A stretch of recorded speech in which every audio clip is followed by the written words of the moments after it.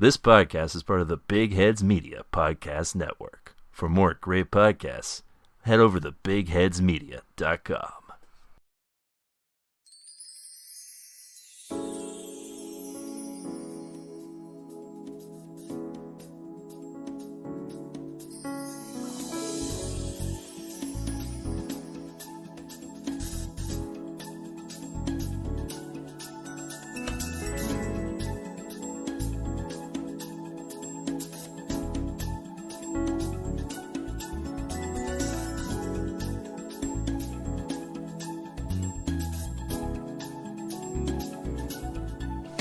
Hi there, folks, and welcome to TV Tuners.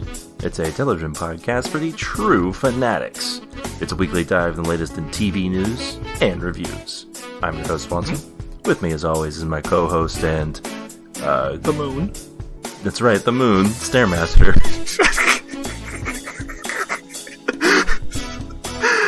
And now I will be silent for the rest of the episode, just like the Moon. That's probably for the best, right? I was going to make you Christian guy with too many kids. But I figured you wouldn't want to... I don't know what you were going to do with that other than be like, I have kids.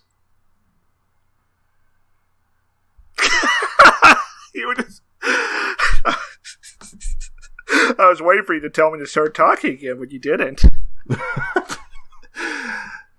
Why do we do this? The podcast? Yeah, why did we come to this godforsaken place to record a podcast? And of course, by which I mean the Moon.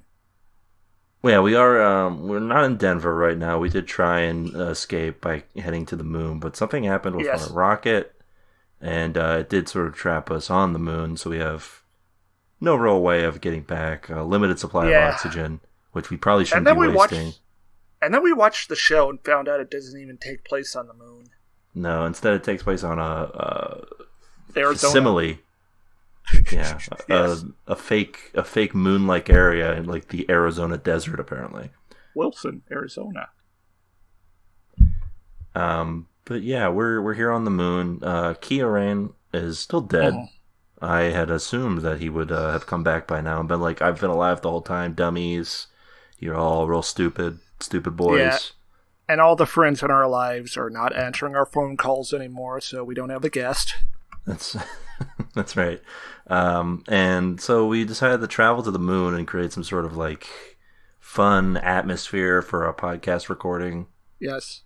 Maybe build a monument that'll outlast human civilization. That's right, yeah. We're going to do like what Dr. Manhattan does on Mars. Yes. Oh, I was just thinking we'd make a statue of me out of moon rock. Chisel it before we suffocate. Okay, yeah, sure. That'll last millions of years, unless there's like an asteroid impact. Oh my god, can you imagine if you just made a statue of yourself, and then like a little micro meteor hit it, and just knocked the dick off of it?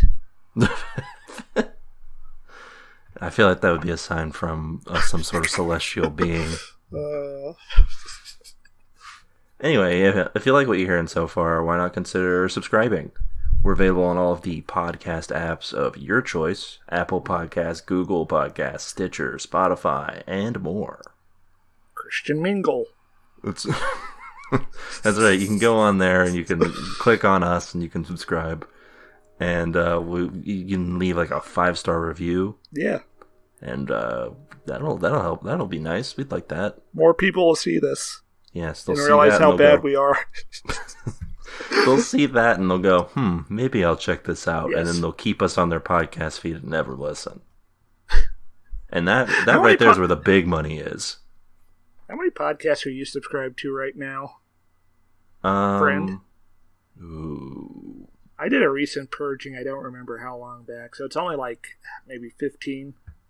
I think it's like 20, but at least 6 or 7 of those are not active. Yes, same. Yeah. And like that they come back periodically, so I just sort of keep subscribed to them for when they do eventually return.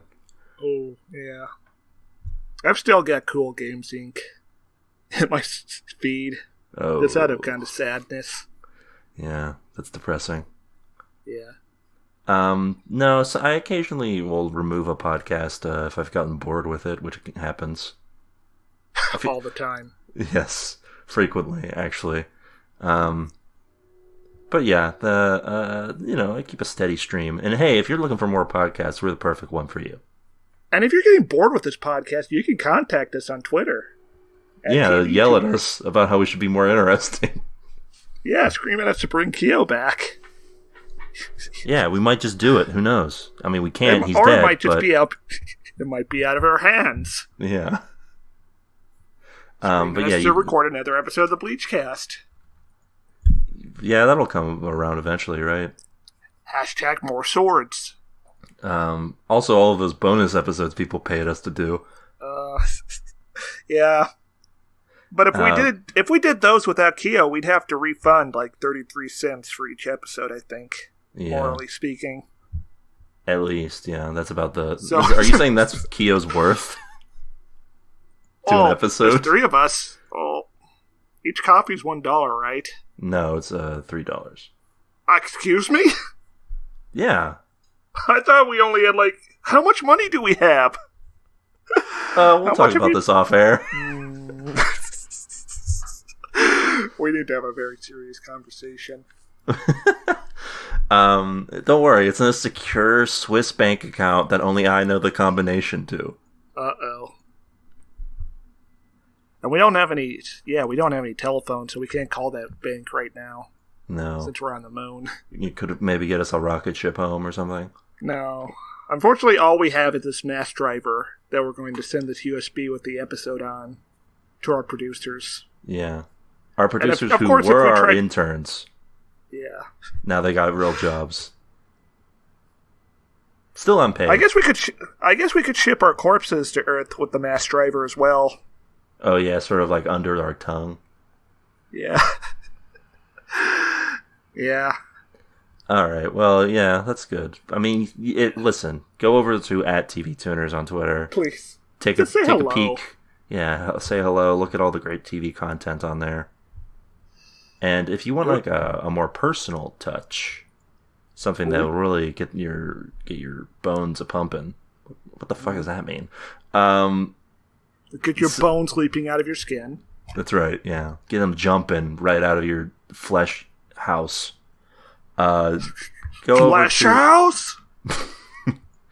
Go over to our email, and you can give us any of your quips, comments, questions, foresights, or otherwise to tvtunerspodcast@gmail.com. What's that email, Stairmaster?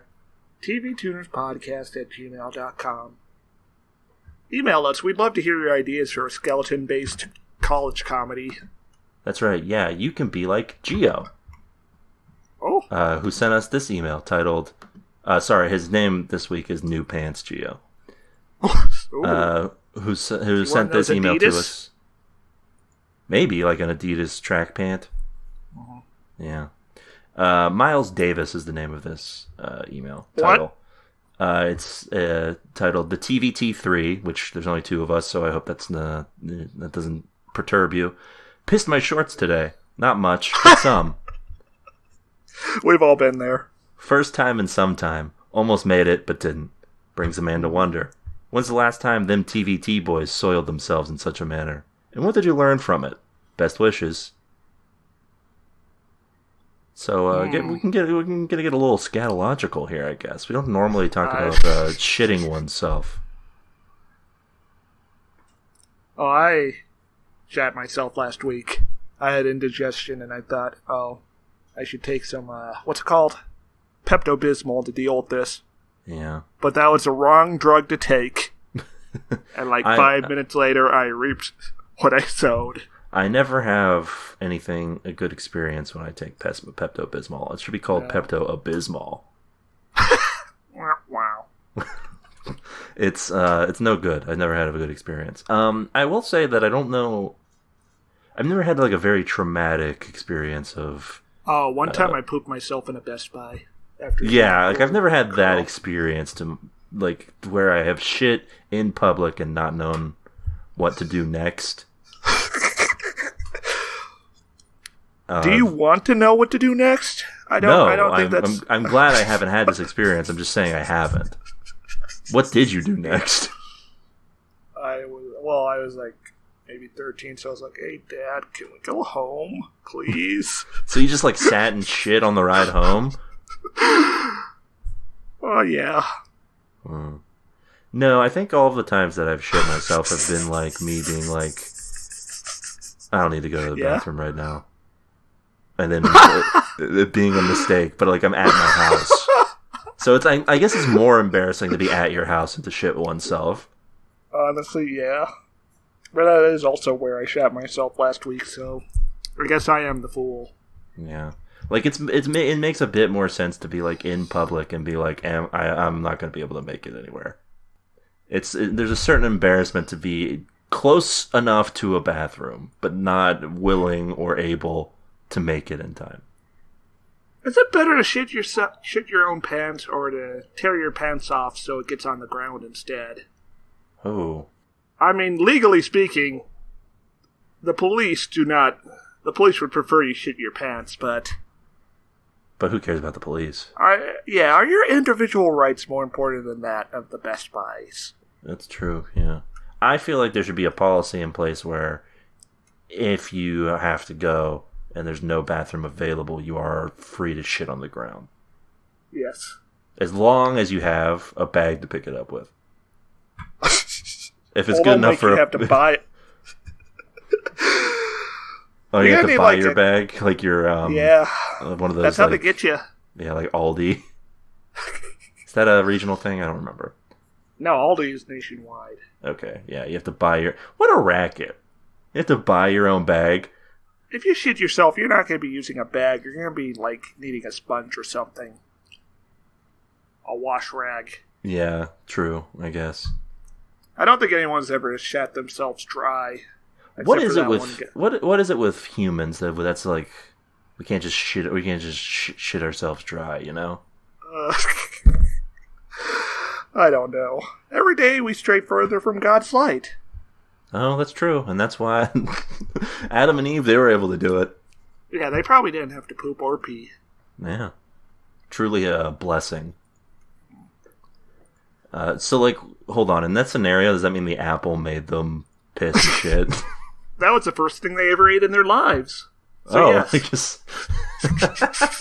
guess it's true. I mean, it seems like it. They didn't have any bodily problems before being cast out. I mean, the period. Like, the Bible's very explicit about that, causing you to have a period. Oh, yeah. That's so why such not a weird mark. Why not hunger and thirst? Yeah. Like, do you think Adam was just going around, like, with a huge rock smashing deer's skulls in so he could eat them or something? I don't know what he was doing. I don't think that's happening in the garden. Yeah, I think they were just fucking and sucking nonstop. Wow. Before they ate that apple. Truly a paradise. And so that's what God wanted, though. And then after she ate the apple, he was like, I don't want that anymore. Well, they started wearing clothes. That was like the thing that made God go, what the heck? Well, okay, yeah, I guess. So, yes. But, like, so we could do a whole podcast on this. I don't know if we need to keep getting into this. Yes, the Godcast. Yes. So God was like, hey, listen, fucking and sucking in the Garden of Eden. By the way, that's the name of my new album coming soon to Spotify. Your EP on SoundCloud. He's like, listen, that's A-okay with me. But the moment you get out of there, you need to put a ring on that before you start doing anything to it. Yeah. Well, that's also part of the punishment. Maybe it's a BDSM thing for God. Yeah, I can see that. Married first. Yeah. Makes a lot of the Old Testament make way more sense. Mm-hmm. You learn a lot about God's kinks via the Old Testament. Like, we can all agree that God is an M, for sure. Yes. All right. Well, thanks for that email, Gio. I hope this satisfied you. Is this what you wanted? Are you amused? So, with that out of the way, let's get to... do we have a tweet of the week or anything? No. Twitter is bad this week.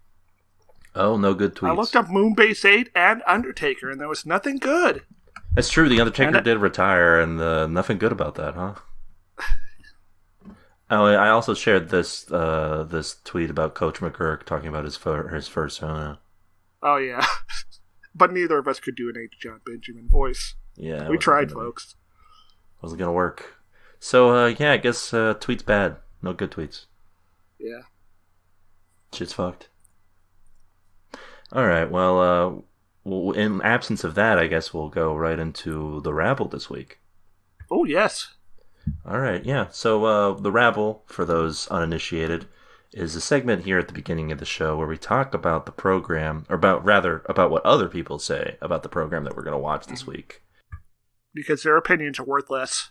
That's right. Ours. Their opinions are lesser than, and that's why they're at the beginning, and we save ours for the end.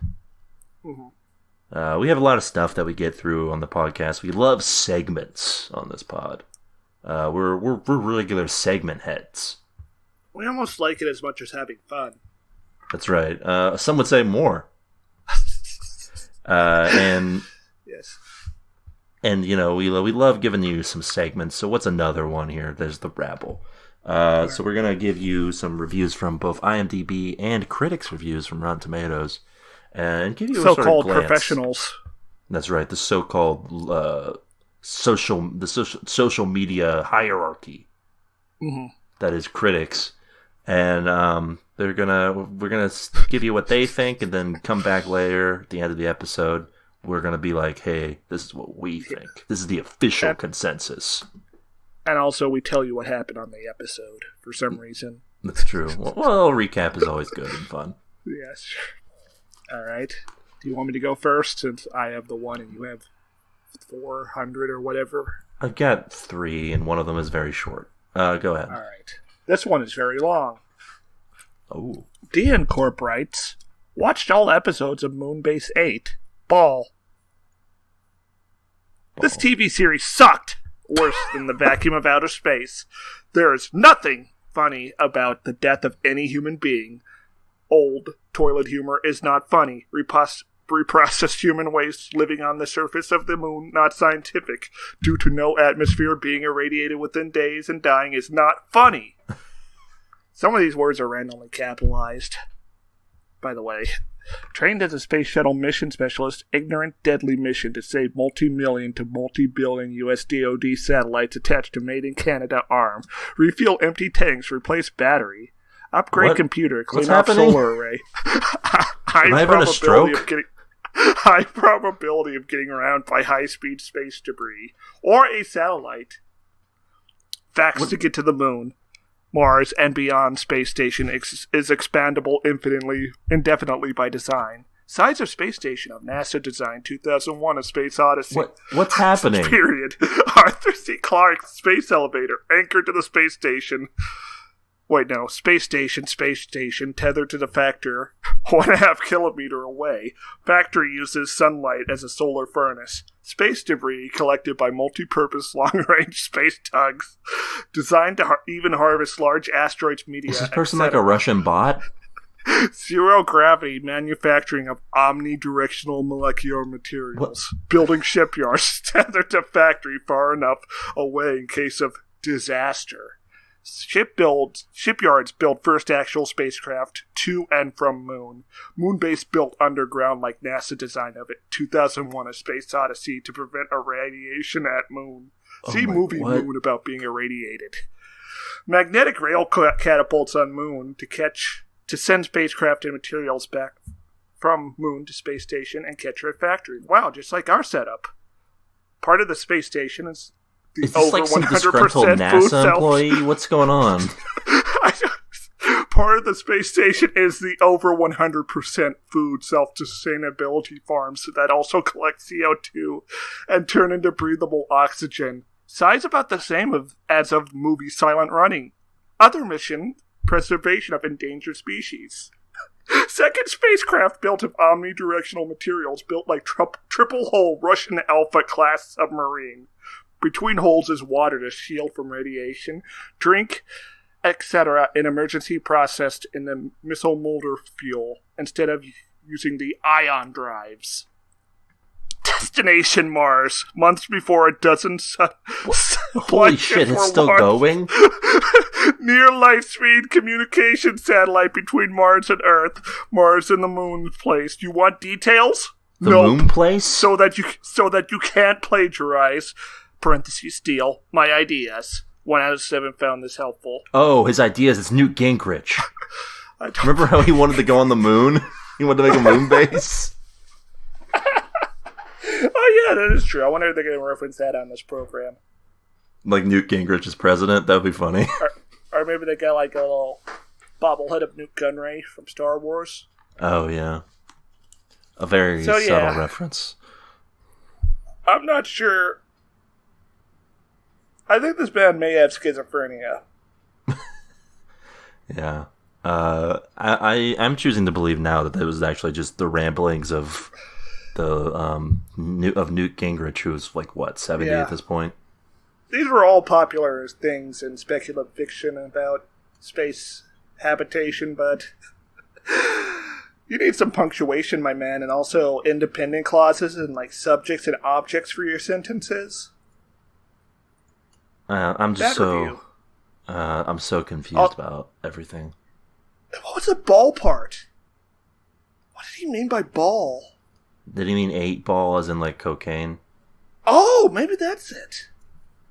I wonder if this guy has other reviews. I'm not going to read any of them, but... Do you think they're all the same thing of him just listing out ideas? Yes. I'm going to read some of the titles. The Blacklist, Katerina Rostov, Number 3, Conclusion, Episode 2, Season 8. He writes, nope, not accurate. Oh, okay, I get what this dude's deal is now.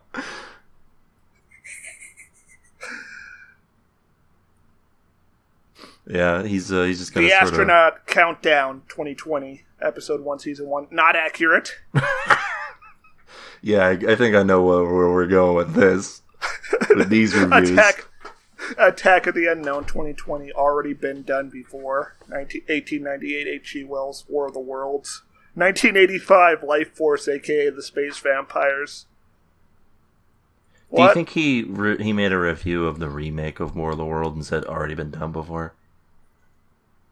I hope so. Oh, one last one. Killersaurus 2015. 2015 science fiction becomes 2020 science fact.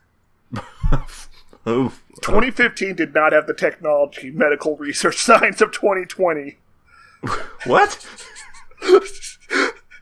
I mean, I guess logically, yes, it's true. The science has evolved in 5 years, but not like astronomically. The Spanish wrote 8 paragraphs about how you can make the Killersaurus in real life now.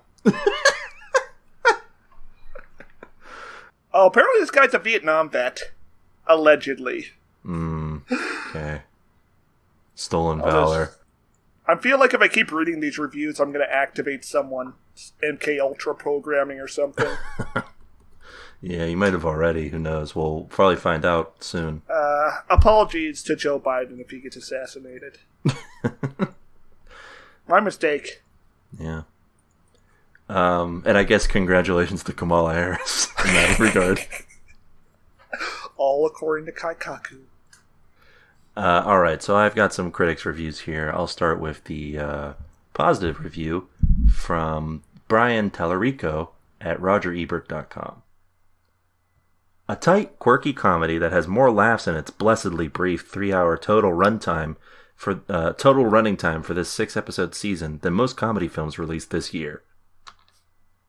Ooh, shots fired at comedy films. Ooh. Do better, apparently. What comedy films came out this year? Besides Borat, the Borating. I don't know. That's a good question. I guess I still need to watch that Borat movie. Should I watch that Borat movie? That's the real question. Do you got anything better to do? No. But also, like, it feels like the moment that the election was over, that Borat movie became, like, irrelevant. Alright, well, that's, yeah, I don't know. I can't think of any other comedy films that came out this year. Oh, Palm Springs came out this year. I should watch that. I heard that's pretty good. I guess Tim Heidecker's comedy special counts. It's true. Very good stuff. I have a negative review here from Dan Feinberg of The Hollywood Reporter. A lot hinges on the cast, and despite their unity as creators, the 3 stars are rarely on the same performance page. I'm not sure what he means by that, but I mean, I guess they're... I guess it might be true. Yeah, I don't know. I can see where he's coming from a little bit, yeah. Yeah, I guess I kind of see it, I don't know. Yeah, I think it's probably the most clear of Fred Armisen's character, who just feels like he's in a different show. Yeah. For like half. I feel like this show has a lot of pistons, and they're not, a lot of cylinders, and they're not firing at all in synchronization. Yeah. And that's my review. See you next week. Oh, all right. Well, I guess there's going to be the moon again. Please don't. Okay. I have this third secret review here. It's not a secret. It's right here on the Rotten Tomatoes page, but it's a surprise review. It's from Dustin Rowles of Pajiba. What? What's this? Moonshot is painfully and unbearably unfunny. Ooh. I don't know what Moonshot is, but it is not... Yeah, that sounds like a different thing. It is not Moonbase 8. It's not even Moonbase Alpha, the popular NASA-developed video game. That's from right. 2010. Anyway, that's about it for the Rabble this week. So stay tuned later. We'll be talking about Moonbase 8 in depth. And with that out of the way, what'd you watch this week? Anything fun, interesting? Oh, I watched the Korean war epic, The Battle, Roar to Victory. Oh, okay. Set in 1920s occupied Korea. Oh. Okay. Now tell me, what do you think this film would be like, tonally speaking? Like a serious drama about war? Yeah, no, this is like a Hong Kong revival. Like a Jackie Chan movie? No, not like Jackie Chan. It's still serious, but the lead runs around with a sword chopping Japanese guys' arms off and shit. Oh, it's fucking hardcore. But yeah, there's plenty of war crimes as well. Yeah, you just see an entire village get massacred just for being next to like the rebel hideout. Yeah, that sounds like a war crime. And the bad guy stabs a tiger to death to show off how badass he is. That would be... I guess that would do it. That would be a badass thing to do. Yeah, I don't even know if it's on anything. Any streaming services are even available in the West, so... But I think it was good. Well, that's good. It also had the bad guy from Ip Man. How many bags of popcorn? 2. Oh, okay. Ooh, the maximum. Yeah, wow. I think it's 5. Two's the maximum now. All right. Oh, God. Anything else? I rewatched Ip Man 2. After I do want to say this? it's kind of... Yeah, I do want to say it's kind of crazy how Donnie Yen just was like... Did Rocky 4 times in a row. Expand on that. Well, all the Ip Man films have the same plot structure as Rocky 4. There's this foreigner, martial artist, who ends up killing someone close to Ip Man, and he has to avenge them and redeem the pride of his country. In this case, China. In Ip Man 1, it's the Japanese general. In Ip Man 2, it's Twister, the British boxing champion. I never saw Ip Man 3. And Ip Man 4, it's the Marine sergeant, who's really insistent that karate is better than Chinese martial arts. So you skipped 3? Is there a reason? Is it no. Like bad? I just saw the clip of him fighting Mike Tyson on YouTube. I was like, oh, it probably can't be better than that. There is an Ip Man 5, isn't there? No, he died at the end of 4. Like the Ip Man or Donnie Yen? Yes, Ip Man dies at the end of 4. Oh, that's pretty brutal. The last shot of the movie is a funeral and Bruce Lee's there. Paying tribute to him. He taught me everything I know. Yeah. Well, Rest in peace, Ip Man. Is Ip Man killed by someone, or did he just die? No, he just got cancer. Oh, he just got cancer and died after beating up Scott Adkins. Yeah, that'll do it. And then there's a credit crawl saying how the U.S. Armed Forces teach Chinese martial arts now, which I don't think is true. Yeah. At all. That'd be cool as hell, though. This week I watched, and I'm going to say this name, and I'm going to just sort of pause to see if I can hear Stairmaster getting hard. I watched CBS's 1979 failed TV program, Super Train. Yeah, I think I showed you the trailer for that, didn't I? I think I posted That's some crazy shit. Back, but it was the most expensive TV show ever made, right? Ever made at the time. It's been since eclipsed. It was not only a pilot. It was a huge turd that landed on the face of NBC and it was going to be like a big show, and it lasted all of 9 episodes before they canceled that bad boy. So it's like a utopian thing, the Super Train, right? No, but things keep constantly going wrong week to week. It's interesting. So, have you heard of the Love Boat? Yes, I'm familiar with the concept. Actually, I don't actually know what Love Boat is. That's why I asked, because I feel like people, like, culturally have been like, oh yeah, I've heard about that. But then, like, you try to think about what the Love Boat is, and you don't really know. I guess it's just a boat people fucking suck on. Yeah, so the Love Boat was, like, this super popular show, and it was, like, sort of an anthology show, but there was a main cast who were, like, the people on the, like, running the cruise ship. But then you would have, as a cruise ship does, you would just have new people on every week.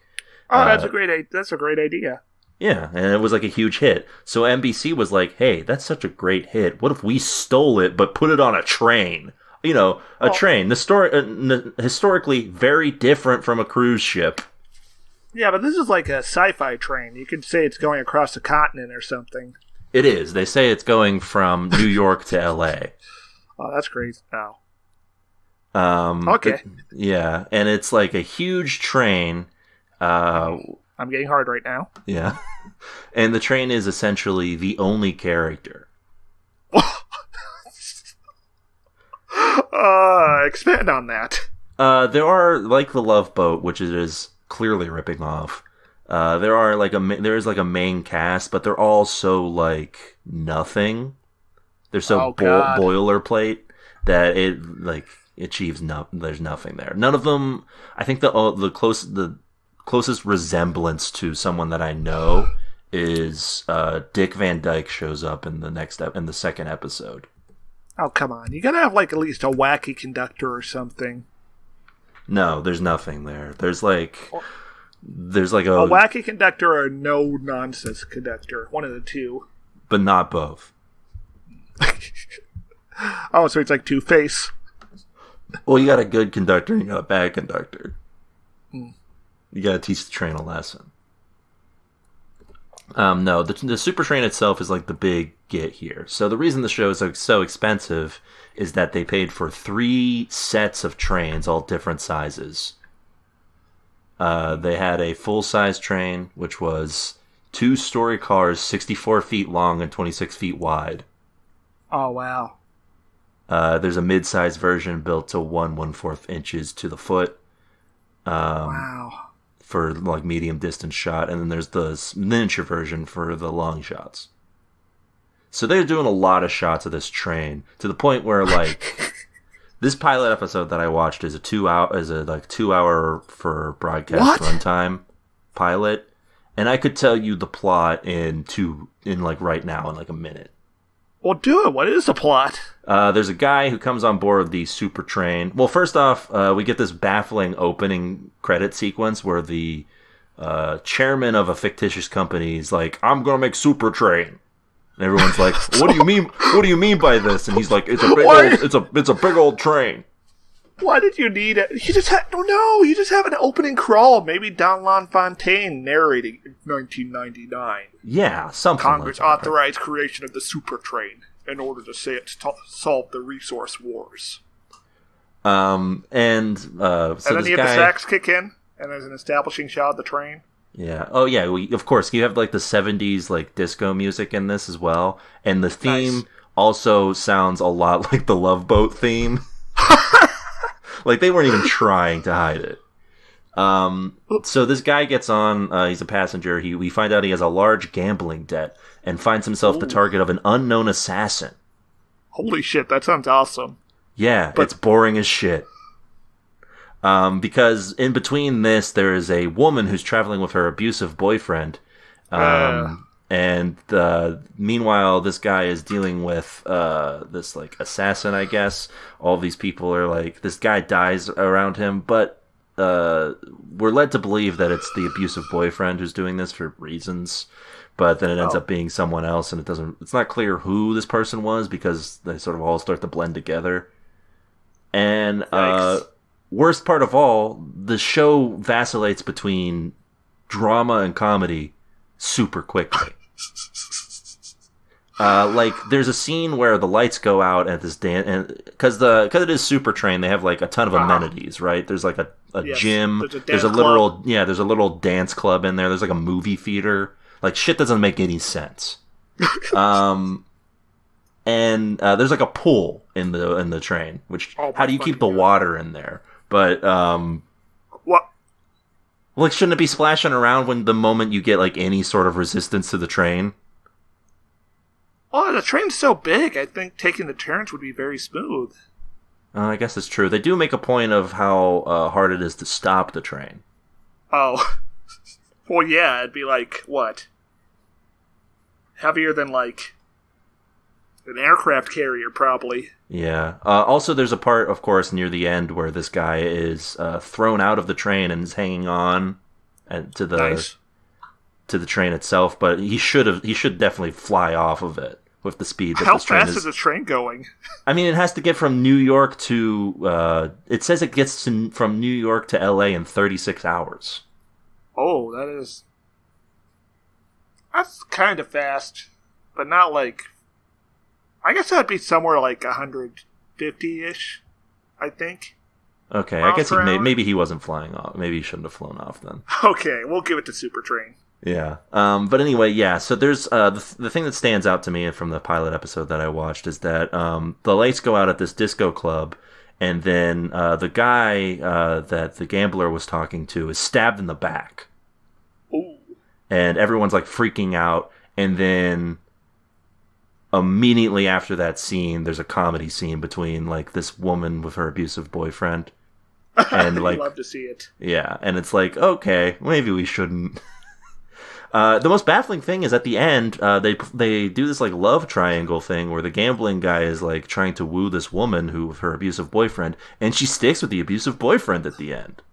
What a baffling decision! Do you think the show actually wanted to portray the boyfriend as abusive, or was it just normal? I mean, he straight up hits her at one point, so yeah, that's normal. Yeah. So no, Super Train, a big tune out. Big tune out for me. Stay tuned. If you follow me on Twitter at Jesse Swanson, you'll notice that I've been doing some write-ups of some bad TV shows, and this might be one of them, maybe. Might be the reason I watched this pile of shit. I'm looking forward to it. But other than that, I don't know. I don't have too much. I rewatched Into the Spider-Verse. That's still good.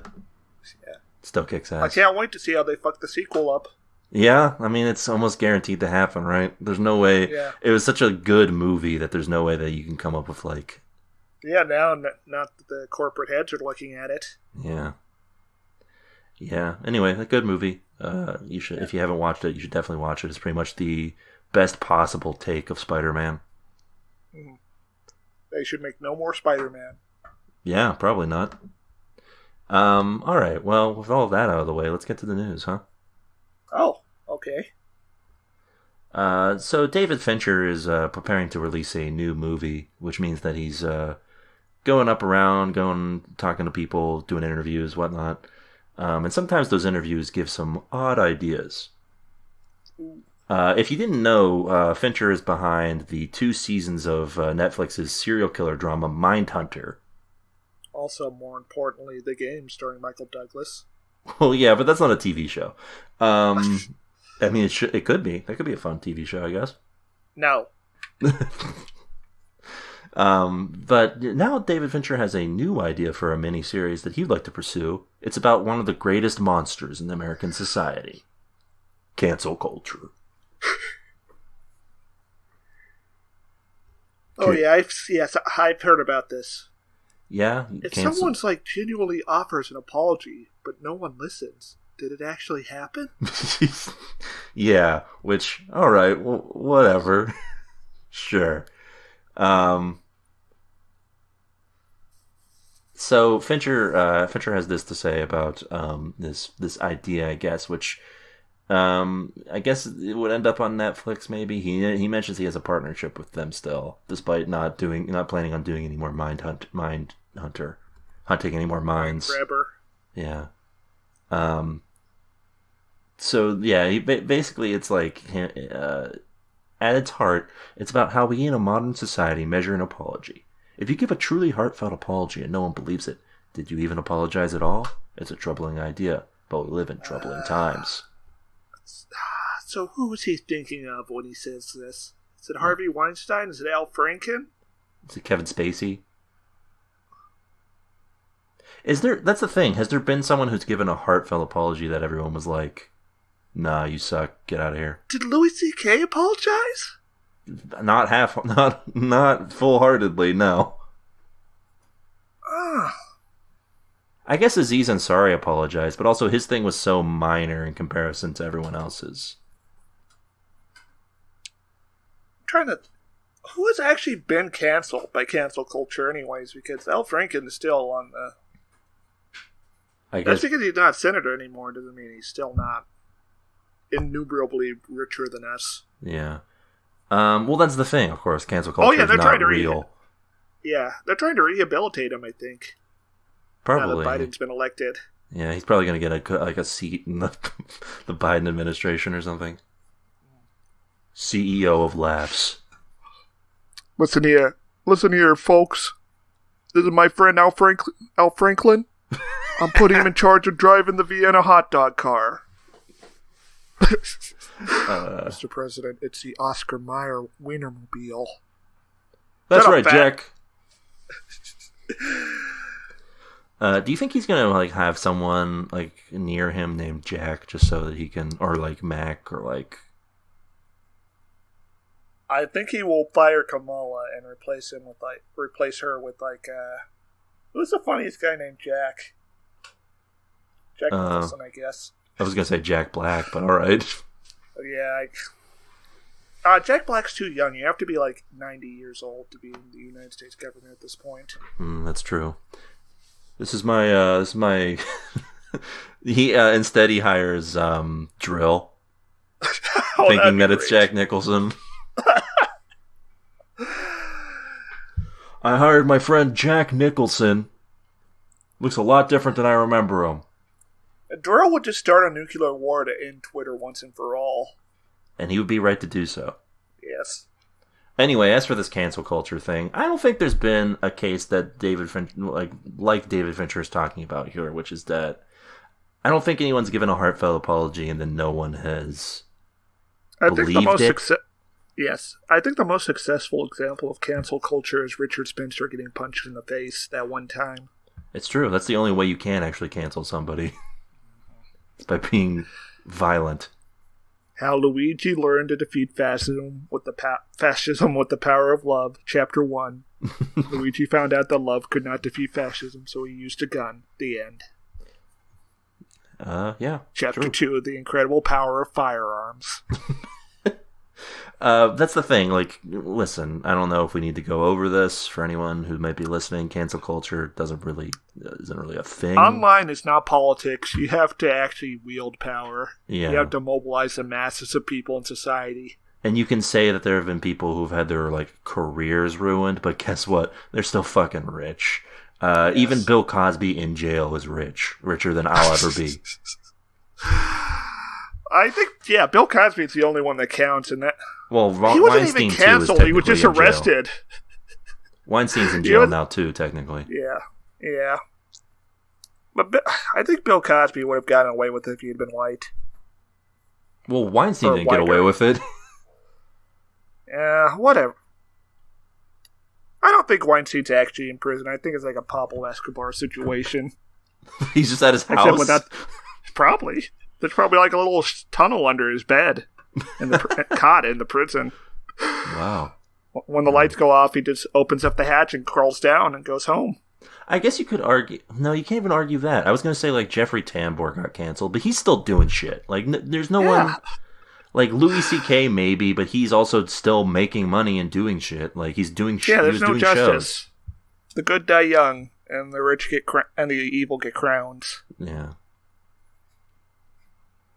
Anyway, dumb idea. Mank sounds like it was okay. I'm probably not going to watch it, though. That's his new movie. Oh. What's it about? Apparently, his dad wrote a book about the guy who made Citizen Kane, and he adapted his dad's work. The guy who made Citizen Kane. As in Orson Welles, yeah. Yes, okay. Not sorry, the guy who wrote Citizen Kane, not Orson Welles. Oh, okay. Okay, that's legit. So yeah, tune into David Finch. Why do I keep saying Finch? It's truly the end of an era, Stairmaster, as broadcast networks slowly die. It means more and more that the people who prop them up are jumping ship. One of those people... In the shark-infested waters. Potentially. One of those people is Conan O'Brien, everyone's favorite podcaster. He's a huge podcast guy. Wait a minute, huh? I'm not sure about that favorite part. I'm thinking of names like Stairmaster and Kieran and L. Oh, well, alright. Yes, after decades on the air, it seems Conan O'Brien is planning on wrapping his late-night show with TBS. Oh, wow. That one went on for a while, huh? Yeah, since whenever that shit with Jay Leno went down. Yeah. Conan's been doing it since 1993, apparently. Oh, yeah, he was on a different... Yeah, he had another show, though. Yeah, like some would say a better one. Oh. Probably. Yeah, I mean, I grew up with it, so maybe it's just nostalgia. I don't know. But yeah, so the comedian isn't retiring or anything. He's simply moving on to do things that are probably more interesting to him. Like his travel show on TBS called Conan Without Borders. Or perhaps a variety show on HBO Max. Why do they keep trying to bring variety shows back? They know that. Yeah, when was the last time a variety show was successful? When there were only 3 channels on television. Yeah, like the idea of a variety show doesn't really work when celebrities aren't when omnipresent. Television just adds a variety. Yeah. But yeah, I mean, I'd be interested to see whatever Conan could make of a variety show. Maybe that would be fun. He's still a funny guy. Maybe. But yeah, he's saying goodbye. In a statement, he said, "In 1993, Johnny Carson gave me the best advice of my career. As soon as possible, get to a streaming platform." Wow, that guy really was forward thinking. No wonder he's such a industry titan. Yeah. And then he does some stuff about how he's thrilled to go do what. I'm thrilled that I get to continue doing whatever the hell it is I do on HBO Max, and I look forward to a free subscription. We don't know exactly what's on deck for the HBO Max variety show, but apparently there's a lot of stand-up specials that Conan's been producing with his team. So maybe that'll be part of it. Maybe that'll be fun. Yeah, maybe it'll be fun. Maybe 2021 is going to be the year of stand-up specials. Well, Netflix releases like one every 5 hours, so. Yeah, but people care now. Oh, that's true. Because COVID 2021 will make its appearance. Yeah. Well, I don't know about you, Stairmaster, but this thing is blowing over as soon as Joseph R. Biden takes office. The problems are over. No more issues. Super spreader Black Friday? Never heard of it. That's right. So yeah, their future remains to be seen with what's going on with Conan, but I'm sure he'll keep slowly creeping into the podcast territory, taking away our rightful viewers who would definitely be listening to us if not for him. Maybe we should host a variety show. What would the variety be? We could have Elle play some music.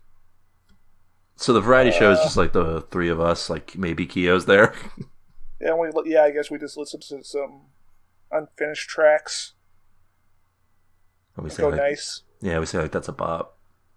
And yeah, we have to explain the concept of post-pop to you?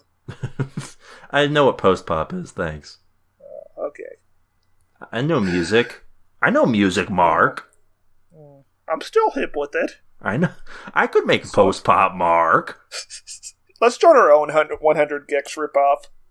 All right. We'll call it 300 Sex, but it's spelled SECCS. I guess that would be sex, but it still counts.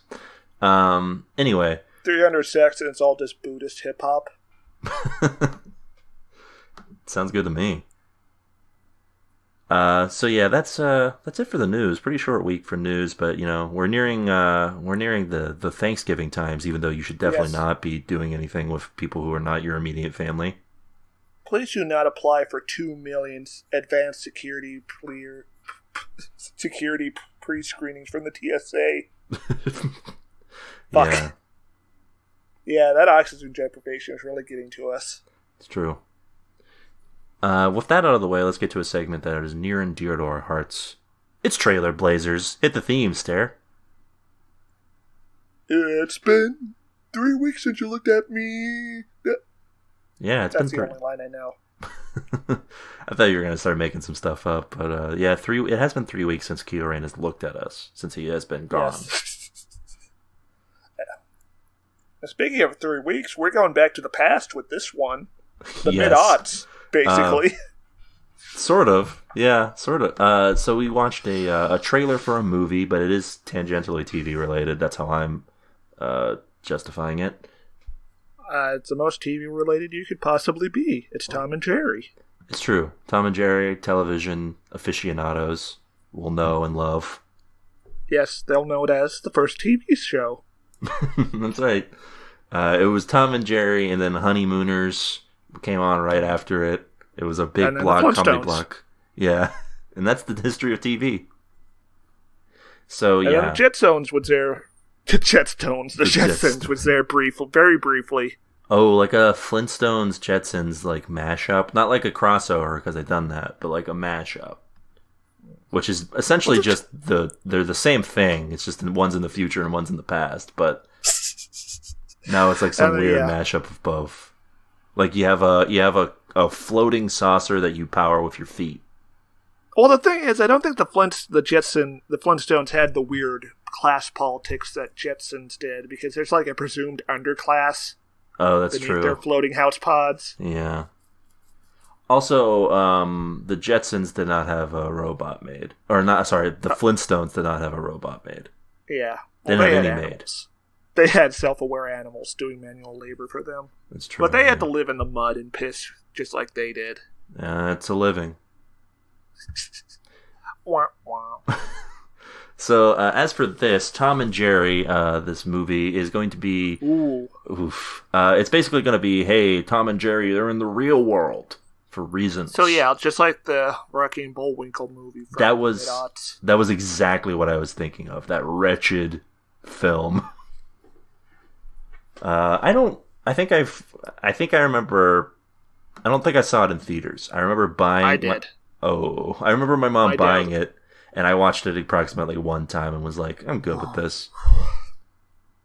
Yeah, Boris and Natasha became actual human beings, but Rocky and Bullwinkle were still CGI creatures. Yeah. Wasn't Boris played by, like, Robert De Niro or something? That would be insane if true. It's probably not right. It's probably like fucking Jason Alexander or something. Al Pacino. Yeah, it's Dunkachino. Well, I mean, that's who you'd want for the Boris Rocky and Bullwinkle movie. Maybe he was voicing Rocky. Hoo-ha, I'm looking for a squirrel! Yeah, there was a lot of this in the mid-aughts of cartoons being made into live-action movies. It's true. They did that with Looney Tunes, too, with that back in action. Yeah. That wasn't good. I guess honorary mission to Sonic the Hedgehog. Oh my god, I was I was pretty far off. Boris is played by Jason Alexander. Oh my god. AKA George. Also, apparently Randy Quaid is in this movie for some reason. Well, of course he is. He had nothing better going on in 2004. Yeah, or whatever the hell. 2000, apparently, this movie. I didn't think it was that early. Yeah, that makes sense, the level of hubris. We thought America was invincible. We could do anything. And didn't ask if we should. I wasn't far off, though, because Robert De Niro is in this movie. He plays fearless leader. That's fun. So that's something. Oh, yeah, there was also the Inspector Gadget movie around that time. Oh, yeah, but no one was animated in that, right? It was just all live action. No, he was a man. He was a man with props. Played by Ferris Bueller. And some CGI. Oh, yeah. The guy from Glory. Wait, no. Wait, what's... Whatever. Actors exist, people. That's right. We may play many roles. Listen, if you want us to talk about any of these horrible films, all you gotta do is go over to buymeacoffee.com. No. Go over to buymeacoffee/TV Tuners and donate, and we'll talk about anything that you want, as long as you give us Our backlog is so clogged up already. Hey, listen. And we have the good fortune that at least 3 of those films we're going to watch are good. Yeah, well, hey, listen. Anything that you want is available there, okay? Also, I was looking at Inspector Gadget, the film, on Wikipedia, and I found out this little fun fact. Apparently, it was filmed in Pittsburgh, Pennsylvania. Oh, yeah. Groundhog Day was set in Woodstock, Illinois, which is literally the next town over from where I live. Or, no, it's just a neighboring town. Yeah, that's pretty wild. But I don't think it was actually shot there. We've had a decent amount of things filmed here, I guess, technically speaking. In recent years, of course, Dark Knight Rises was filmed here. That's pretty big. Was Creed shot in Pittsburgh, or was it Philadelphia? No, Creed was in Philadelphia. That's where all Rocky movies are Get filmed. Fucked. That's weird that Rocky lives in Philadelphia, not Pittsburgh. Is it? Philadelphia is pretty much the same. Like, Philadelphia is just a slightly more... richer? Yeah. Yeah, like a slightly more... working class one. Yeah, like Pittsburgh's probably the more working class one, if we're being honest, but Philadelphia is like the more rough and tumble version. So here we are, Tom and Jerry, the second theatrical outing. This time they aren't talking, I don't think. That's right, yeah, because that first movie from like the 90s or whatever, they were talking. The late 90s, yes. Maybe Tom will say, "Don't you believe it?" at the end. And the audience will go wild. Or maybe there'll be like a stinger, all of the Marvel films. Yeah. Oh, yeah. Where like Foghorn Leghorn shows up and he's like, "I'm a putting the team together." And he's making a Looney Tunes this has movie. quite the cast, actually. Michael Pena, Rob Delaney. Oh yeah, and of course Ken Jeong. Yeah. Oh, God, why is Ken Jeong in everything that I don't want to see? I like that the film they list this official WB press thing lists him as from being in is Crazy Rich Asians, The Hangover, and Transformers: Dark of the Moon. I guess those are the most popular things he's been in. If you don't count Community. I would say that I think his best roles would probably be Community and his cameo in Pain and Gain. Oh yeah, he is. He does make a cameo in Pain and Gain, doesn't he? Yeah, that's a good movie. We need to rewatch that. Someone buy us a coffee so we can watch that. Yeah, there's a good bit of people in here. None of them seem to be doing much. Because this is like a kids film. No one's doing anything. I don't know why you need these people here to facilitate the drama between this mouse and cat. The drama? I don't know about drama. The antics, yeah. Yes. The interpersonal conflict. Apparently, this movie has been in the works since at least 2009, so that's how you know. Oh, that's not good. Yeah, they wanted to follow up on Alvin and the Chipmunks. Okay, so do we want to... So yeah, Tom and Jerry are animated, but this is live action. Yes, and none of the actors who are interacting with Tom and Jerry seem to actually know where they are or what they're doing. In terms of the people that the whatever they're doing to facilitate, like, oh yeah, this is what the animation is going to do. They're not really clearly explaining it to the actors. Yeah, they don't have the guy covered in cotton balls and the green screen suit. That's what I want to know, because like we get a lot of shots in this where it is just that animated character. and then and the live action world. So like, what are they doing for that? Like when Tom is on a skateboard in one of these shots, is it just a bunch of green tennis balls on a skateboard? They got a real cat doing motion capping. Ooh, yeah, okay. No, you know what? Multiple animals were harmed during the creation of this film. I would watch a Tom and Jerry movie where it was a real cat and a real mouse. Oh, that would be a very short film, I think. Guess who's doing the voice of Jerry? The sounds. Danny DeVito? Animated legend Frank Welker. Oh, good on him. King. 74 still doing shit, you know? Yeah, there's nothing to this. It's gonna be bad, right? There's no way this is good. Well, that could be great. If they wanted to make it great, they would have just animated it. Like, you already spent millions of dollars on the CGI Tom and Jerry. How much would it cost for the scenery? Yeah, fair. Yeah, I don't know. I really don't know.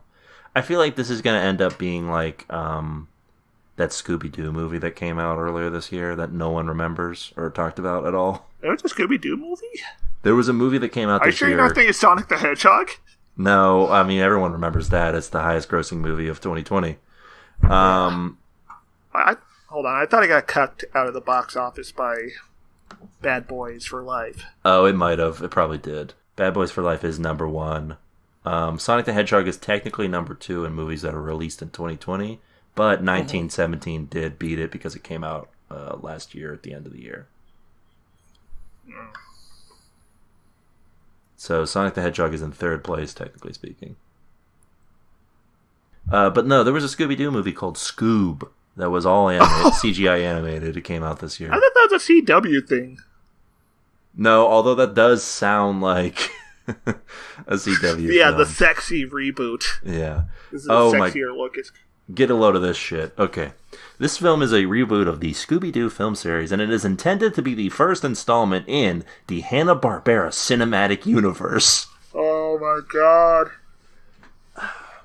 You know what? If cancel culture existed, by now they would have canceled the idea of a cinematic universe. No. Because instead of Avengers, they're going to be doing wacky races, right?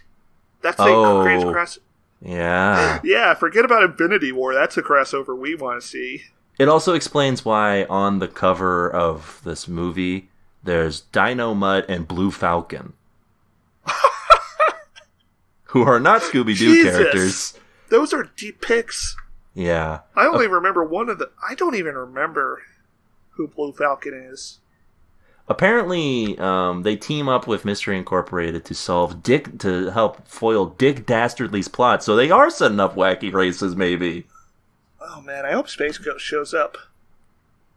That would be, yeah, and he's voiced by badass. He's voiced by Space Ghost Coast to Coast guy. Yeah, George Loeb. Yes, that's right. Anyway, it looks like this movie was not good. It has a 48% currently. Oh, what? How do you mess up a Scooby-Doo movie? You just have a crazy mystery. And maybe they meet Batman. And apparently they do meet their version of Batman. Yeah, I don't know. Maybe the problem is that the Harlem Globetrotters were not in it, and they should have been. They weren't available because of the quarantine. Oh, yeah, true. The NBA went on shutdown when that film came out, remember? Yeah. Because that guy rubbed all the microphones at a teleconference, a TV conference. No, he didn't rub them, he licked them.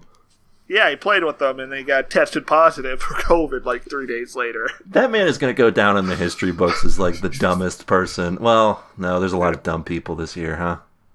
He'd be like the dumbest basketball guy. Yeah, that's true. And there's a lot of dumb basketball. Like, there's a lot of dumb basketball people. Pretty wild cast here for the Scoob movie, by the way. Will Forte is Shaggy. Ooh. Mark Wahlberg is Blue Falcon. Okay, that's kind of nice. I kind of dig that one. I could stop that crime if I wanted to. If I was there, it would have gone down different. Let's see. Jason Isaacs as Dick. Jason Dick Isaacs again? Yeah, he's playing Dick Dastardly. Captain Caveman's in this. Tracy Morgan is playing him. What the fuck? This is just a This is just a Hanna-Barbera movie. They should have just titled it Wacky Races. Yeah. Chronicles. And Zac Efron is playing Fred. Oh my god, get ready for this, Stairmaster. Dynamite, played by Ken Jeong. And that's what we call the Prestige. We've tied it all together in a neat little bow for everybody. Personally, I would have cast him as Scrappy. That would have actually been a very good role for him, I think. That would have been almost the perfect role for Ken Jeong. But I feel like those old, terrible live-action movies already had the perfect use of Scrappy, which was making him the secret villain. Oh, yeah. The Eisen. Yeah. That's right. How long have you been under the impression you were solving a mystery? How long have you been under the impression I was 2 feet tall? He just grows in size. Yeah, it becomes like a Cerebus. A Scrappy-Doo Cerebus. Scooby-Doo's Zanpakuto would be a bone, right? Probably. Yeah. And he would just gnaw on it to gain strength. That'd be fine. Yeah, cartoons are stupid. That's right, including Bleach, which we'll never talk about again. Yeah. I can't wait to see how the Gundam movie turns out. Is that like a live-action movie? Yeah, Lionsgate is doing it. Oh, wait, it's like an American live-action movie? Yeah. Uh-oh. There's also, the Gundam made an appearance in Ready Player One. I remember that. The guy gets in the RX-78 too, and they are completely faithful to the anime cockpit. All the diddly-doos on that. So does that mean that Steven Spielberg knows what Gundam is? Apparently. Wow. He's kind of a coward for not directing it then. Yeah. Oh. All right, Come on, man. You did Jurassic Park, you can do Gundam. Yeah, what's stopping you? What greatest heights? You gonna make another boring spy movie with Tom Hanks? People just don't know enough about the Cold War, Swanson. So yeah, that's it for Trailer Blazers. Let's move on to our main event. This week we watched a show. Yeah, we don't have much time left. Oh yeah, our oxygen is slowly depleting. So maybe this is the good time. We got some time, though. We got some time. This week, time to describe 2 20-minute episodes of television. On which not a whole lot actually happens. Yeah. Moonbase 8 follows 3 subpar astronauts in one of several NASA Moonbase training simulators located in Winslow, Arizona, hoping to be the crew selected by NASA to travel to the actual Moonbase, whose construction is nearing completion. Which we get in an opening crawl. That's true. Unlike Super Train. Yeah. Moonbase 8 stars the power-packed trio of John C. Reilly, Tim Heidecker, and Fred Armisen. Did Moonbase 8 fly you to the moon, or did it leave you among the stars? I think that's my best one, I think. Yes. I think it's both this week. Yeah, this is... I think the show is best described as unpolished. Yes, I think that's a perfect... And here's the real kicker about this show, is that in comparison to... we've had a lot of space shows this year. Yes. Avenue 7. 5. Space Force. Yes, and I'm sure there were other ones. Oh, even last year, near the end of the year, we did For All Mankind. Yes, and Pandora, the greatest space show of all time. Oh. Or whatever the fuck it was called. Yeah, it's pretty much Star Trek at this point, how popular that show is. That's all thanks to us. Oh, we also did Star Trek Picard, too, so that counts, I guess. Oh. But they spent that entire episode on Earth, so no. True. It did take him 3 episodes for him to get off Earth and the Star Trek show. Oh, wow. So it's like a Gundam Seed situation. Yeah. It takes 3 episodes for him to get into Gundam. Or some shit. I don't know. I only watched the compilation movie, and it was awful. Yeah, I've heard nothing good about Gundam Seed.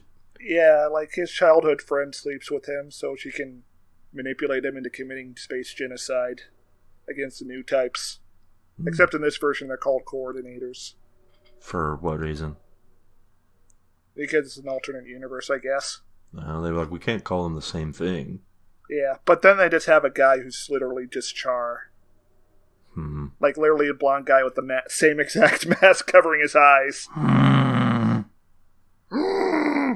I don't like it. But no, this feels specifically like Avenue 5 and Space Force because it's like a workplace space comedy. Yeah. But also, as compared to those two, this show is like miles ahead. Even if yes, I would say this is way better than Avenue 5. And definitely, maybe it helps that there's only 4 characters. Yeah, it helps that there's only 4 characters, and that also the main cast is like very good comedians just doing their thing. Like, yes, they really kind of paper over the flaws in the screenwriting in these episodes. Yeah, like they're playing all of these characters or all of these actors are playing to their strengths. Well, maybe not Tim Heidecker, but he is playing it. He's playing his character well, I think.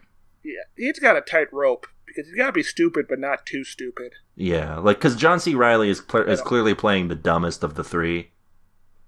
And so Heidecker has to be like the in-between between Fred Armisen's clearly smart, but like aloof guy, and John C. Reilly's like completely out of his depth, like guy who should not be an astronaut under any circumstances. No, yeah, 0 personal responsibility.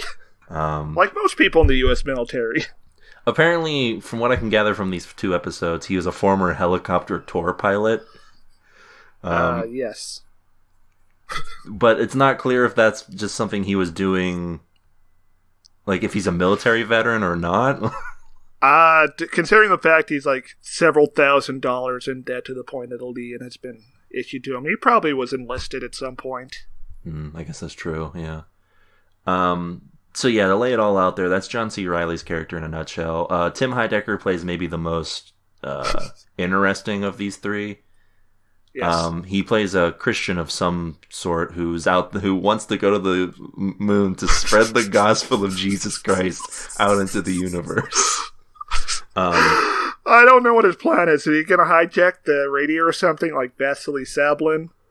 And just shoot it out in his message out into the stars? I really don't know. I feel like the impression I get from episode 2 is that his pastor, for reasons that we'll get into when we talk about it, told him to go on this mission. Oh, so he could sleep with his wife, probably. Yeah, because they seem to be implying that the pastor is at the house a lot. Oh, I'm sorry. It's Valery Sablin. That's who I'm thinking of. That was the guy who hijacked the Russian frigate and tried to launch a revolution against the Brezhnev government. And Fred Armisen plays maybe the more aloof character here. It is a sort of typical Armisen role, though. He plays the son of a famous astronaut. Who is there purely because of nepotism, and he's kind of a fail son. Yeah, and he's like the smartest. Yes, he's kind of good at his job though. He's the double D of this trio, where he is smart in comparison to these other 2, but is also just incapable. That's it. This is Ed, Ed, and Eddie. Yeah, John C. Reilly is playing Eddie. And Tim Heidecker's Ed.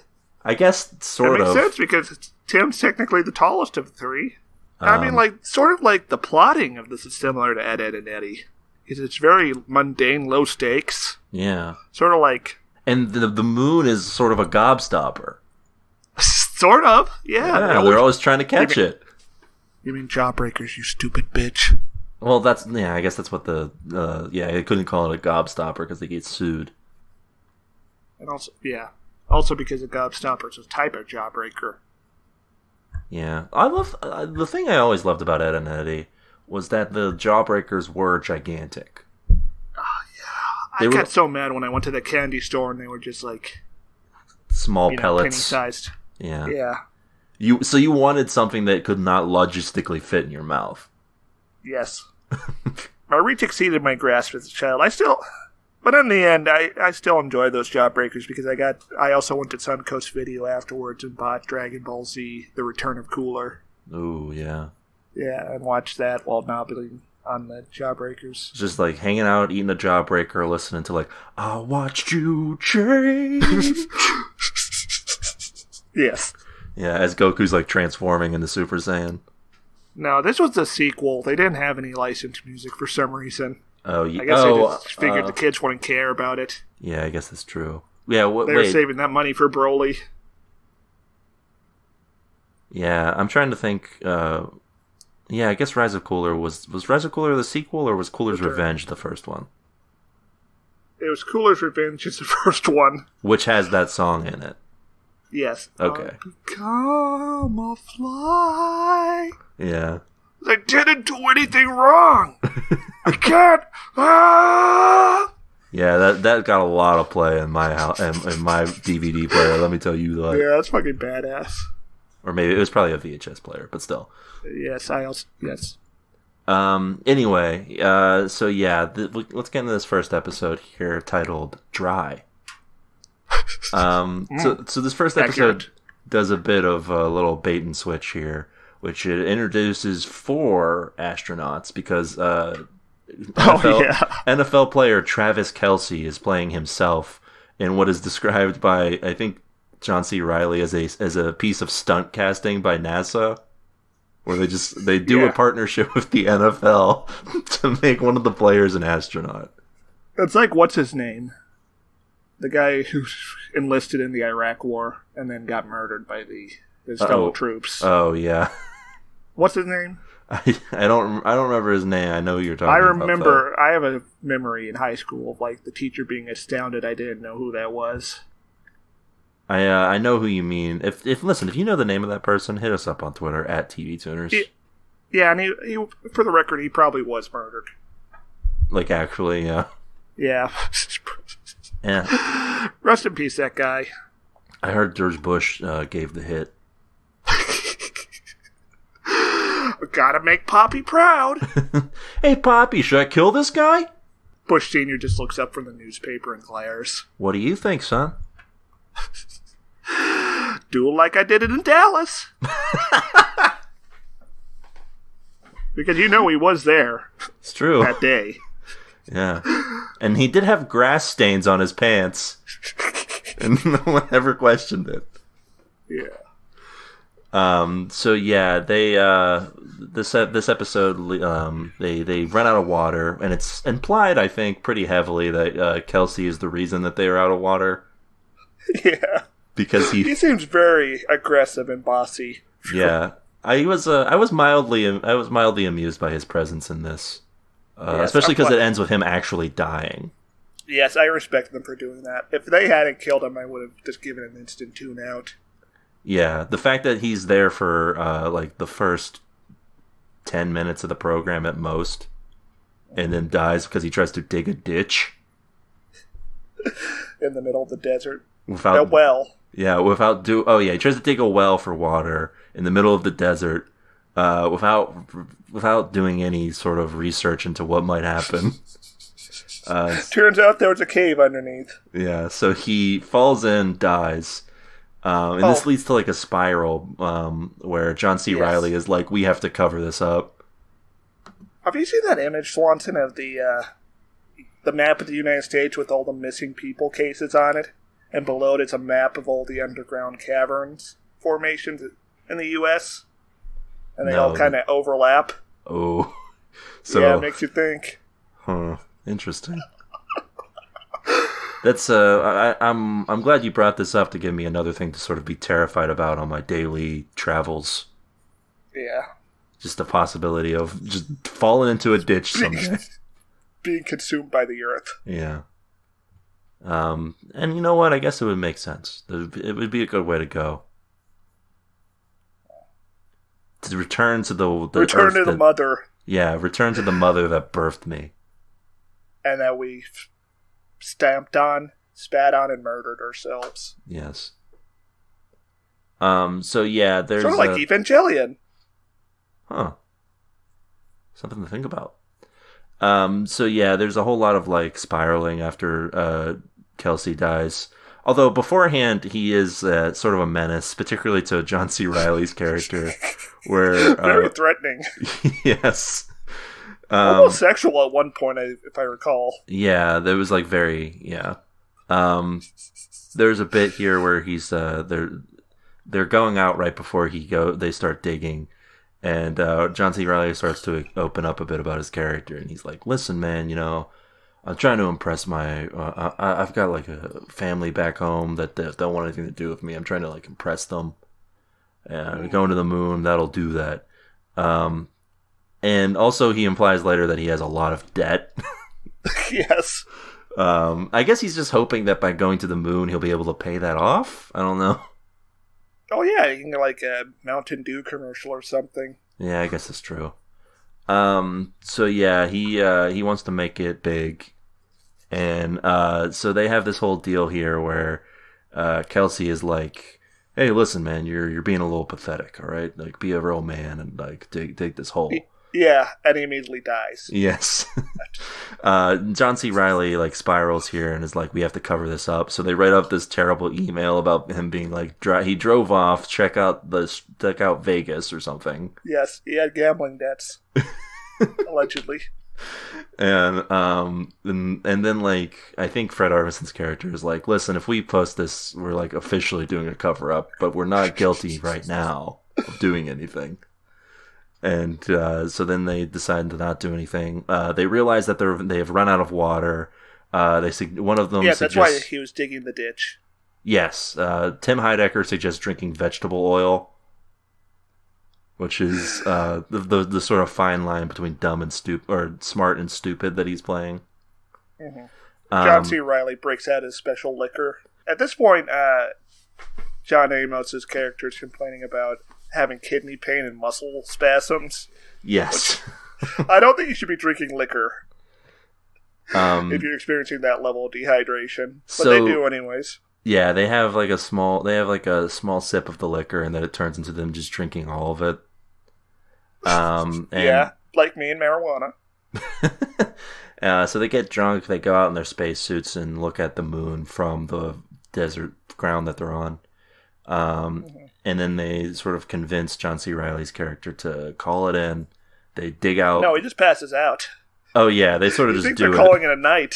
Yeah, I think my favorite, one of my biggest like sleeper laughs in this is the montage of them trying to figure out a way to get water, and you have Fred Armisen at a chalkboard, and he's just writing down the like scientific equations for like the scientific breakdown of water. Yeah. And presumably some other chemicals in their biosphere. So they get champagne drunk and decide to call it in, and the problem sort of fixes itself. They do, like, NASA does a review, and they're like, "Listen, Kelsey was a pretty dumb dude. Looks like he did some real dumb stuff. You guys are not liable." I think off screen they just figured it'd be most convenient PR-wise to blame it on Kelsey. Yeah, it's almost yeah. Yeah, actually trying them for murder or manslaughter would probably be very bad for NASA. Also, yeah, it's like I'm assuming this takes place in the present day, so it's not like a great time for NASA. Yeah. Yeah, so I would assume they want to just sort of sweep this under the rug. That's what 2020 needs. It's like an astronaut murder scandal or something. Yeah. You still get a month. It could happen. It's true. Yeah, it could happen. And if it does, you should buy us a coffee. That's right. Well, the guy who did Fargo, like the TV show, did make that movie about that astronaut lady who. The one with the diaper. Yeah, with the diaper, but doesn't have doesn't mention the diaper in it at all. Seems like a wasted opportunity to me. Fucking Hollywood. Yeah. Why write the screenplay about the diaper lady, whose name is the diaper lady, if you're not going to include the diaper? That's like making a film about the Bobbits and not including the penis chop-offing. Yeah, like what is the point at this point? Like, yeah. That's just a marriage story. Yeah, yeah. Lorena Bobbitt puts her hand through the wall.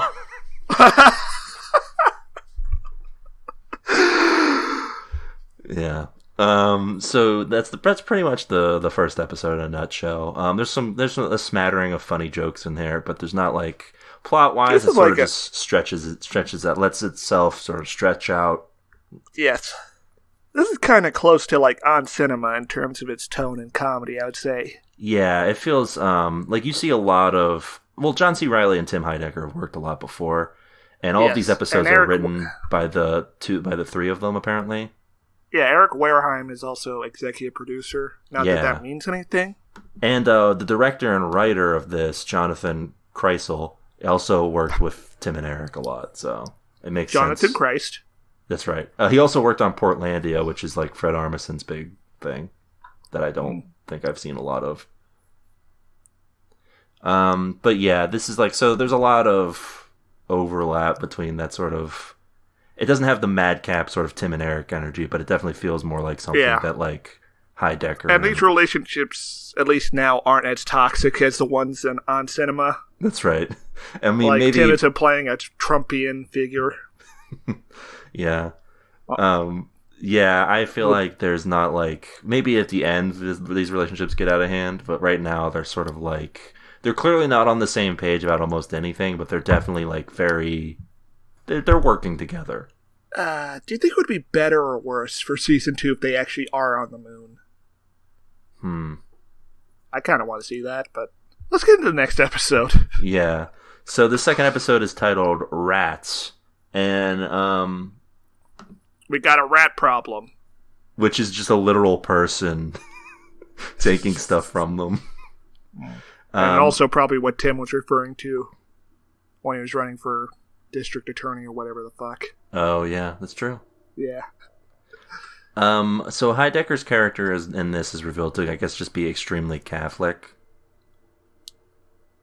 I don't know, we do... He has 12 kids or something ridiculous like that. Yeah, that's more of a Mormon thing, I think, at this point. But he only has the one wife. Quiver movement. Yeah. Yeah. Oh, he does have a funny bit where he's talking about his life before he joined NASA. How he followed fish around and did all the drugs, such as weed, skunk, grass, hash, edibles. And then says he gained 200 pounds in 1 year. So. From eating pot brownies. Yeah. Yeah, that was probably the actual funniest line in these two episodes for me. Heidecker just tells it really well. Yeah, I don't know. This second episode is a little different. I don't know. It's hard to tell because both these episodes are funny, but like, I prefer the first one. Yeah. Yeah, I'm not sure what we're going for really with this season so far. Or the show. The second one, yes, like has themes, but it doesn't tie them together very well. Yeah. Also, it does a thing that I don't really like in TV shows at this point because I know that it won't happen, which is it teases a character leaving. Oh. Well, yeah, it's episode 2. Yeah, like there's no way that Tim Heidecker's character is leaving at the end of this.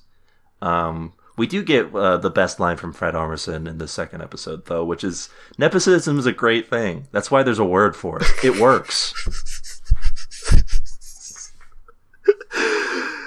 But yeah, so this episode involves a person who's stealing their sort of recyclables, and then at one point, hilariously, the wheels on the moon rover... which that might be my favorite sight gag in some time on a TV show. Yeah, that is pretty good, but it begs the question at that point why they didn't just call it in. Yeah. So yeah, the rest of the time there's a lot of Heidecker's character is feeling homesick. We didn't even mention at the end of the first episode you get to see the NFL guy be lifted out of the hole by a crane. Oh, yeah. Like in the least dignified manner possible. Yeah, with his clearly like dead body just sort of dangling there. Yeah, that's a pretty good bit. Yeah, it's good stuff, as far as I'm concerned. For this second episode, there's like even less to it, I think, than in the first one, really. Basically, they have this problem with this person stealing stuff. Meanwhile, Tim Heidecker's character is getting homesick, has this obvious situation where I guess the pastor is sleeping with his wife. And also his wife is pregnant again with someone's child. Yes, which maybe that'll be a thing, or maybe it'll just be a fun little detail that never gets brought up again. But yeah, there's a lot of just sort of Heidecker's character is thinking about leaving because he's not really appreciated.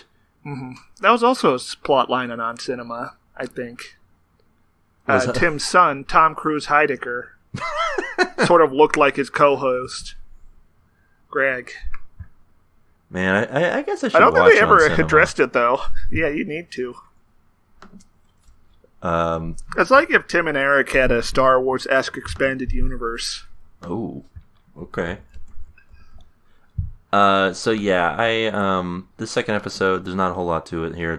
John C. Reilly does a lot to try and keep Tim Heidecker from leaving. I think the standout sequence for me in this episode is the party that they throw for him for Heidecker when they think he's leaving, which they plan in what appears to be the decorations.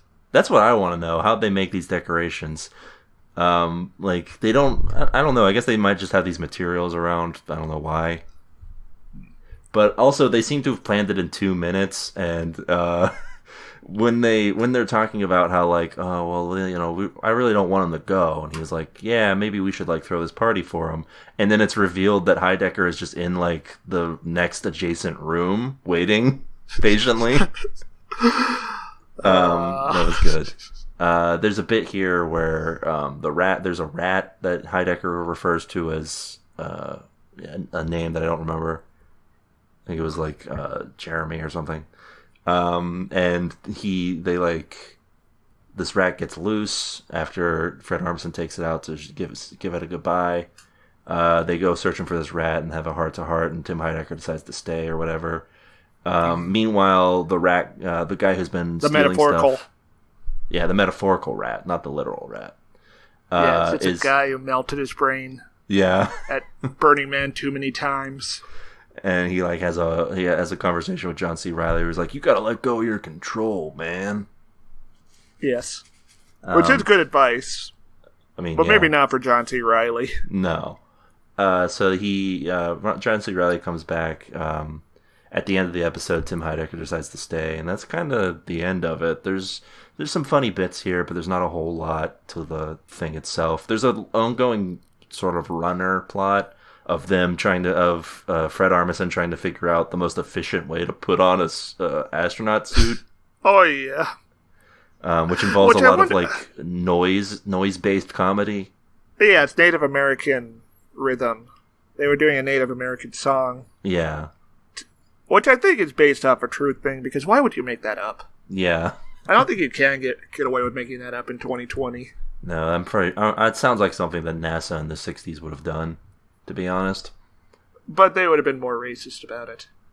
Well, yeah, it's probably in real life, if it were a thing, might not be. I don't know. It probably was way more racist. Mm-hmm. But yeah, there's not a lot to that second episode. And if you haven't figured it out yet, there's really not a whole lot to the show itself. Which is fine. It's a 22-minute program. Yeah, I don't need anything huge. I don't need a big. I mean, yeah, you see how cranky we get when we watch a 1-hour program. Yeah, I like a breezy little fun comedy between 3 comedians who I like. What if these were 10-minute quick bites, though? Wouldn't that be delightful? Ooh, yeah, that would be something. This show might actually work on Quibi, if I'm being honest. Oh, God. You're not wrong. I mean, listen, Tim and Eric was 15 minutes? Yeah, I believe so. Yeah. Tom Goes to the Mayor was definitely 15 minutes. How long is, On Cinema? How long is that? Or On Cinema, usually, I think, max... That's variable length since it's web-based, actually. Oh. Usually it's 5 to 10 minutes. But then you got stuff like The Trial of Tim Heidecker, which is 4 hours long. Oh. Okay. Yeah. Yeah, he went on trial for murder. Well, at one point. And they had a mock court trial filmed. That tracks. That makes sense to me. Alright, well, that's pretty much it for this thing here. Final thoughts there? No, I don't think there's anything else that needs to be said. There's no moon rocks that need to be turned over. Yeah, I think we've I enjoyed it. I think I'll be watching more of it. Yeah, listen. That's a tune-in for me. It's only 6 episodes, so I think it's totally worth the price of admission. I've already watched 1/3 of it, so I might as well watch the other, and it was enjoyable. And what was the price you paid to watch this, Swanson? The Showtime broadcast program? I watched it, of course, on Showtime.com. Or whatever fucking bullshit they have. That apparently it is actually all available for streaming on Showtime already, so... good for them. Yeah. Anyway, I watched it for free. Yeah. Yeah, that's a tune-in for me as well. So, looks like that's a tune-in on Moonbase 8. Yes, and now it's time for us to die. But first... Oh, fuck, it's the Moon Police. Oh, damn it, I hate these guys. Run! Alright, well, we'll be back next week with more TV goodness. Until then, keep watching. Bye. Oh, shit. Moon Police, Moon Police. Hold. Compliance is mandatory.